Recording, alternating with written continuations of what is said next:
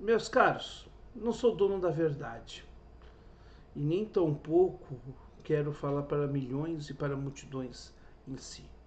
Eu quero aqui registrar o meu pensamento, a minha opinião e, acima de tudo, fazer com que quem assista o que eu estou falando aqui, que isso possa representar alguma coisa e você faça a síntese que você quiser, concordando com o que eu estou falando ou discordando do que eu estou falando.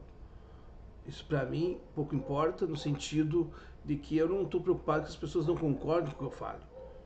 O que eu estou preocupado é com como as pessoas entendem o que eu falo. Isso sim, isso me preocupa. Mas também eu sou um processo de cada um e eu tenho que respeitar isto. Mas hoje eu vou colocar algumas questões. Eu vou jogar, como diz no popular, a merda no ventilador. Desculpem, mas eu tenho que falar isto. Olhem só, reparem bem no que eu vou dizer. Eu estava vendo uma entrevista muito interessante do Flávio Gomes num podcast, que é um jornalista muito renomado, inclusive na área de automobilismo, né? E realmente o Flávio Gomes é muito bom, né? Teve passagens na Jovem Pan, Folha de São Paulo, né? SPN também, é um jornalista bem conhecido. E estava indo legal a entrevista dele, estava gostando muito da entrevista, até que um ponto foi falado do Grêmio. Do nada foi falado do Grêmio. Eu não me lembrava que era ele, o jornalista, né, que no Twitter ofendeu a torcida do Grêmio. Ele, como jornalista, foi no seu Twitter e publicou lá.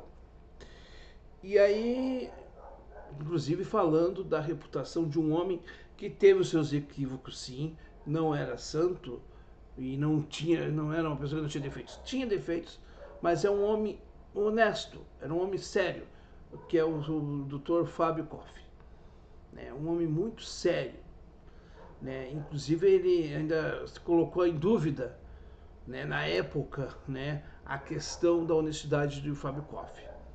Então, né, essas coisas todas, tá? Ele fez um tweet lá, não ele em si fez isso, mas um companheiro de bancada daquele programa da ESPN lá. Então, eles fizeram, né, fizeram umas bobagens. Ele escreveu uma bobagem, e inclusive de tom homofóbico. E aí, né, gente, é aquela coisa, as pessoas não gostam e elas têm o direito de reivindicar quando elas não gostam. O senhor do Grêmio não gostou daquilo, enfim. Aí sabe que eu achei interessante é que assim, a gente fala tanto, aí no caso, talvez o Flávio Gomes, talvez você fale, né, contra, por exemplo, o Bolsonaro que tem falas homofóbicas, mas quando ele vai lá e diz que a torcida do Grêmio, né, o Rio Grande do Sul tem isso, é claro, aquele tom homofóbico paulistano, que é um tom, gente, homofóbico com um ressentimento da Revolução de 30. Tá? Que até hoje os paulistas não engoliram que em 1930 o Getúlio Vargas tenha derrubado o presidente que era paulista, que era o Júlio Prestes. Até hoje isso não é admitido, tanto é que o trabalhismo, historicamente em São Paulo, nunca conseguiu se instalar, né? Brizola tinha dificuldade de penetração no estado de São Paulo. Se há um espaço que há um antitrabalhismo, é no estado de São Paulo. Tá? E é um antitrabalhismo, inclusive, dito à esquerda, porque é onde nasceu, inclusive, o PT, por exemplo. Pois bem, pois lá no estado de São Paulo, tem gente de valor e eu acho que a gente tem que respeitar o estado de São Paulo. Como no estado do Rio Grande do Sul também tem gente de valor e temos que respeitar o Rio Grande do Sul. Só que sabe o que me incomoda? É que existe não a piadinha, a brincadeira, a malícia, que faz parte do processo. Agora, a homofobia, o racismo travestido de opinião ou de sinceridade. Isso não tem nada a ver com sinceridade. E sempre tem uma coisa que é o ódio do bem. Porque muitos que se dizem a civilização contra a barbárie, quando você confronta-os, eles vêm com aquela piadinha assim, do tipo, ai, você não tomou teu remedinho hoje, né? Pois é. Ou aquela piadinha, né, de tom sexista, porque, né, você é gaúcho, gaúcho tem... Sabe essas coisinhas? Essas mesmas coisinhas que parecem ser inocentes, mas não são. Elas revelam um discurso hipócrita, porque nós temos um discurso de que nós temos que ser brasileiros e que nós temos que nos amar, mas ao mesmo tempo que tem esse discurso, a gente começa a aceitar piadinha sem graça de quem diz que quem é nordestino é burro, de que, por exemplo, o Ciro Gomes é coronel porque ele tem origens nordestinas. Isso é xenofobia, mas isso é uma xenofobia do bem. Tá legal, tá valendo. Os mesmos hipócritas que aceitam calados que o Lula diga que Clara Ante ficou feliz porque entraram 5 homens no quarto dela à noite.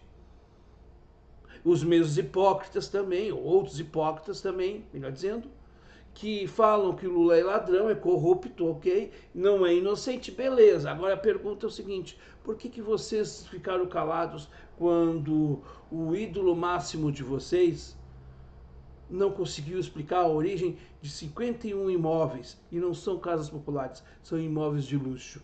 Da onde que ele veio esse dinheiro? Mas isso, quando a gente questiona, aí você vem com o repertório de ofensas, porque não tem o que dizer, não tem o que explicar. Eu vou dizer uma coisa para vocês.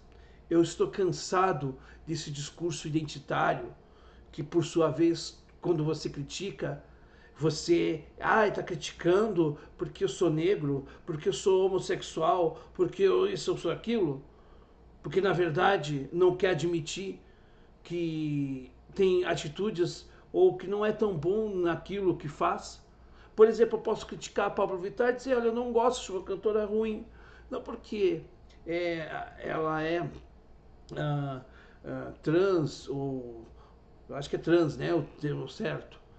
Não é por isso. É porque eu acho ela ruim.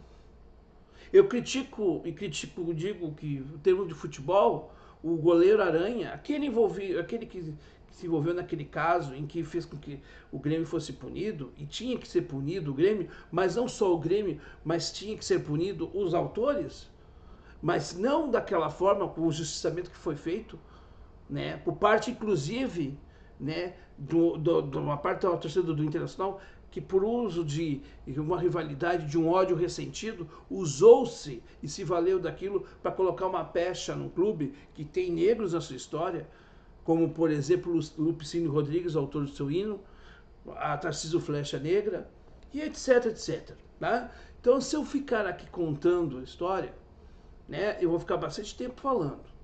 E aí eu tenho certeza que isso eles não contam, porque se produziu um discurso que é prontinho, todo organizadinho, todo juntinho, tudo justinho, que aponta o dedo para algumas coisas e para outras faz vista, né, grossa.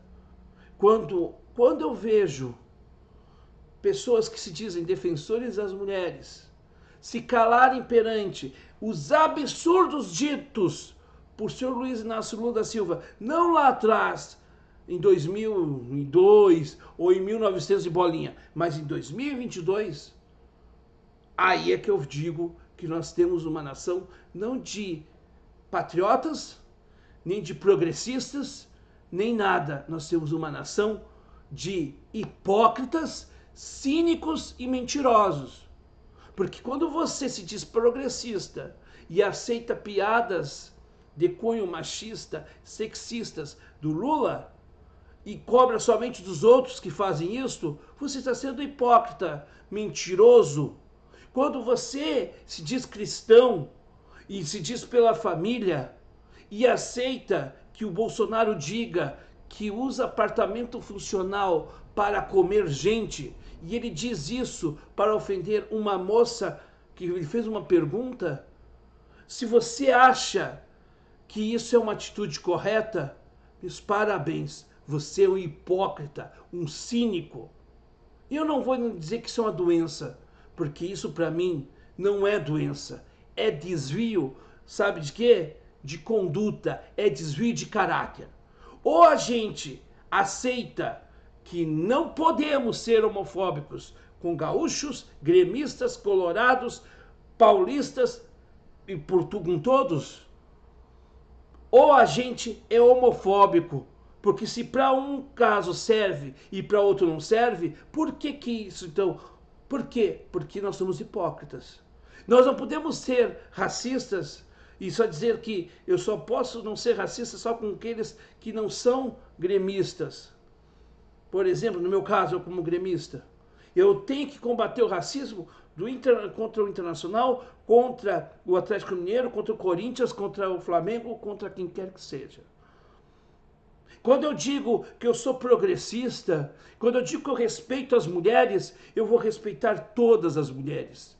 E se tiver que defender a Carla Zambelli, que é uma pessoa que eu tenho repulsa pelos seus comportamentos, pelas suas atitudes, mas se eu ver alguém agredir a Carla Zambelli, eu estiver ao lado da Carla Zambelli, que eu não queria ter essa oportunidade, mas enfim, fosse um homem agredi-la do nada, só porque ela provoca, mas não importa, eu iria defender a Carla Zambelli, porque eu defendo não uma, mas todas as mulheres.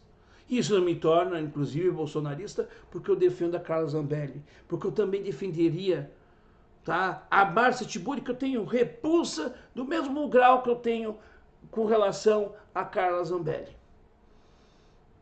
Ou a gente para de relativizar as coisas e começa a usar não o politicamente correto, porque na verdade nós não temos o politicamente correto, nós temos o cinicamente correto. Ou a gente começa a dizer que quando nos beneficia, a gente usa o discurso de defesa, de respeito às coisas, e quando não nos beneficia, a gente não usa esse discurso. Se a gente faz isso, a gente não está contribuindo com nada, a não ser com uma sociedade cada vez mais adoentada e com desvio de conduta geral. Esta é que é a realidade. E vou dizer mais uma coisa para você, e digo isso com muita tranquilidade. Quando eu vejo pessoas usando da homofobia para atacar a honra do Rio Grande do Sul, ou da xenofobia para atacar a grandiosidade dos nordestinos, ou ainda, né, como eu vejo também, de um ódio aos cariocas, ou aos paulistas, ou com aquela coisa de dizer que todo carioca é malandro e não dá para confiar, quando eu escuto esse tipo de coisa, eu rechaço na hora. Sabe por quê?